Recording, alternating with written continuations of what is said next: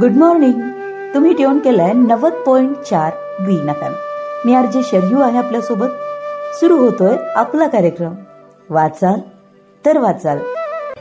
मित्रो, आज मी तुमच्या भेटीला घेऊन आले आहे ट्यूजडेज विथ मॉरी हे पुस्तक. मिच अल्बम यांचं हे पुस्तक. याचा अनुवाद केलाय डॉक्टर सुचिता नांदापूरकर फडके यांनी.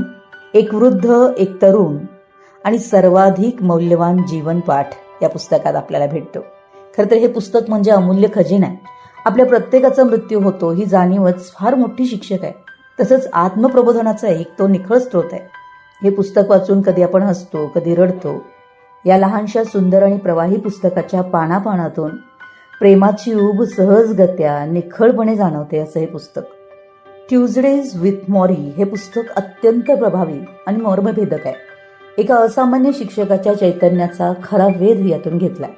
कणव आणि प्रेमाच्या माध्यमातून एकमेकांशी जोडलं जाणं हाच जीवनाचा सर्वात महत्वाचा पाठ आहे, यावर त्यांची दृढ निष्ठा होती आणि त्यांची ही निष्ठा या पुस्तकाच्या रूपातून आपल्या सर्वांसमोर येते. खरं तर कधी कधी आपल्या आजूबाजूला पाहिल्यावर आपल्या लक्षात येतं की आपण देवदूतांमध्ये आहोत. मॉरी श्वार्ट्झ यांच्यासारखी एखादीच व्यक्ती, खरं तर संत, स्वतःच्याच येऊ घातलेल्या मृत्यूचा स्वीकार करून त्यातूनही जगावं कसं असा जीवनपाठ घालून देऊ शकते. म्हणतात ना की संध्या छाया भिवविती हृदया. हे पुस्तक म्हणजे काय आहे हे सांगत असताना लेखकच लिहितात की माझ्या वृद्ध प्रोफेसरनं घेतलेली शेवटचे काही वर्ग त्यांच्याच घरात आठवड्यातून एकदा भरत होते आणि तो होता मंगळवार, ट्यूजडेज. आम्ही सगळे खिडकीपाशी बसत असू. जवळच जास्वंदाचं छोटंसं रोपटं लावलेलं होतं. त्याची गुलाबी पानं गळून पडताना मॉरी निरीक्षण करत असत. प्रत्येक मंगळवारी नाश्त्यानंतर आमच्या तासाला सुरुवात होई. या पुस्तकात मिचेल आहे आणि त्याचे वयोवृद्ध प्राध्यापक मॉरी आहेत. हे मंगळवारी भेटतात एकमेकांना. मॉरी यांना असाध्य रोगानं पछाडले. त्यांना माहित आहे त्यांच्याजवळ फार कमी दिवस आहेत, पण हे स्वीकारणं, जाणीव होणं आणि यातूनच जीवन शिक्षण देणं हा संपूर्ण प्रवास या पुस्तकात आपल्याला अनुभवायला मिळतो, ज्या पुस्तकाचं नाव आहे ट्यूजडेज विथ मॉरी. मित्रो, ऐकूया या पुस्तकाबद्दल आणखी थोडंसं, परंतु इथं घेऊया एक छोटीशी विश्रांती. ऐकत रहा 90.4 ग्रीन FM.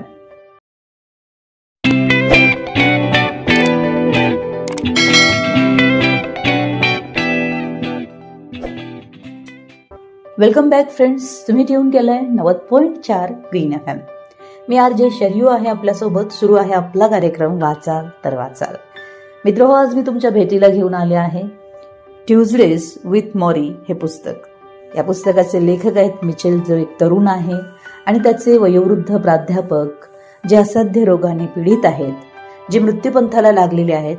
त्यांची जेव्हा जेव्हा भेट होते तेव्हा तेव्हा एक नवीन पाठ त्यांना अनुभवायला मिळतो. जीवनाकडे बघण्याची एक नवीन दृष्टी मिळते. आणि याबद्दलच एकदा सांगत असताना मृत्यू, मॉरी यांनी या विषयावर बोलायला सुरुवात केली. दुःख करण्याजोग्या अनेक गोष्टींपैकी ती एक आहे. मेच, दुःखात जीवन घालवणं ही एक वेगळी गोष्ट आहे. मला भेटायला येणाऱ्यांपैकी कितीतरी लोक फार दुःखी असतात.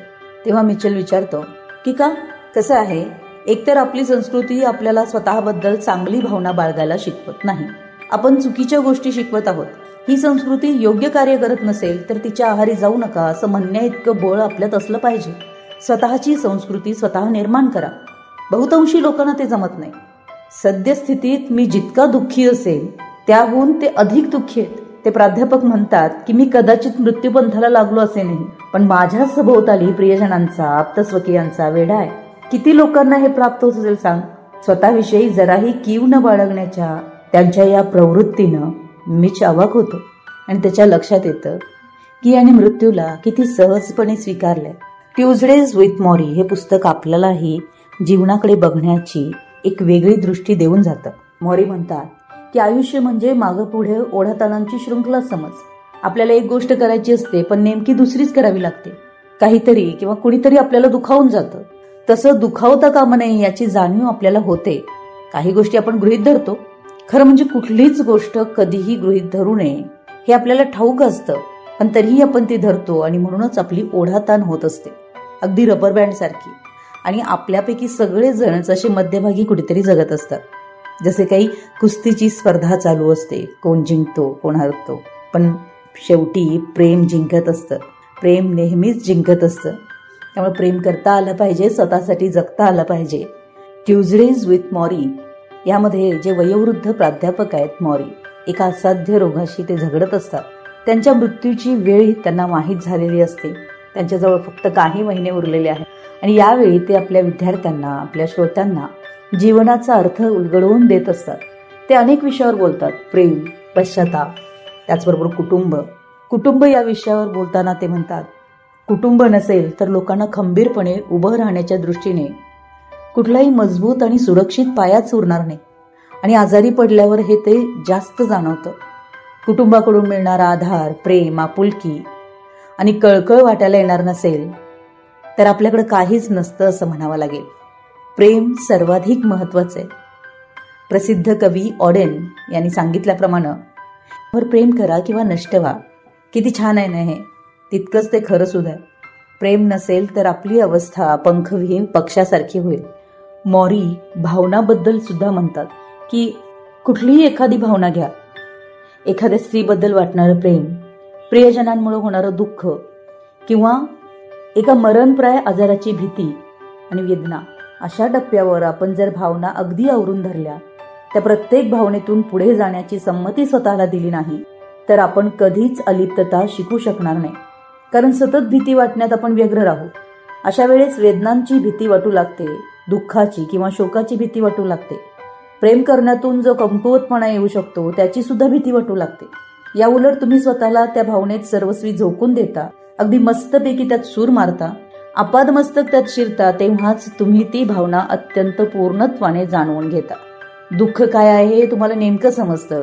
प्रेम काय आहे याचा तुम्हाला अचूक उलगडा होतो. शोक कशाला म्हणतात हे तुम्हाला समजू लागतं आणि इतकं झाल्यावरच तुम्ही म्हणू शकता, ठीक आहे, मी ही भावना अनुभवली आहे, ही भावना मी ओळखतो. आता या भावनेपासून स्वतःला क्षणभरासाठी अलिप्त करण्याची गरज मला आहे. हे सगळंच आपल्या आसपास घडणाऱ्या घटना, आपल्या भावना, आपल्या मनातील उलथापालथ, मृत्यू संदर्भात असणारी आपली भीती, हे सगळं काही या पुस्तकात आपल्याला भेटतं. आणि असं वाटतं की ही सगळी चर्चा जी मंगळवारी सुरू आहे त्यामध्ये कुठेतरी आपणही आहोत. जीवन तत्वज्ञान उलगडवून दाखवणारं असं हे पुस्तक, ट्युजडेज विथ मॉरी. मित्र, एकदा नक्कीच वाचायला हवं असं हे पुस्तक. आजच्या भागात इथंच थांबूया. पुन्हा भेटू पुढील रविवारी अशाच एका एव्हरग्रीन पुस्तकासह. तब तक के लिए सुनो ग्रीन रहो.